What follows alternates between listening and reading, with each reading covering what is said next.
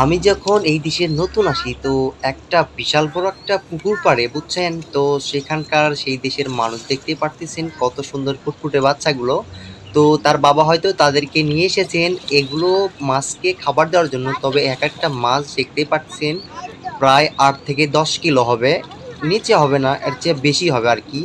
তবে আমি তাদের কাছ থেকে শুনেছি এবং যা জেনেছি দেখতেই পারতেছেন কত বড় একটা পুকুর, বিশাল বড় একটা এরিয়া আর ওই সাইডে আছে। তো এই মাছগুলো নাকি তারা এখান থেকে বিক্রিও করে না, তারা এখান থেকে খায়ও না। ঠিক আছে, তবে এই মাছগুলো আসলে কি করে অবশ্যই আপনারা যদি জেনে থাকেন অবশ্যই কমেন্টে জানাবেন। এই দেশের মানুষ শুধুমাত্র রেস্টুরেন্টের শেষ বেলার যে খাবার বাঁচে সেই খাবারটুকু এখানে ফেলে দিয়ে যায়। তবে কোনো মাছকে তারা ধরে না, কোনো মাছকে তারা রান্না করে খাওয়ার চেষ্টা করে না। তাহলে কেন?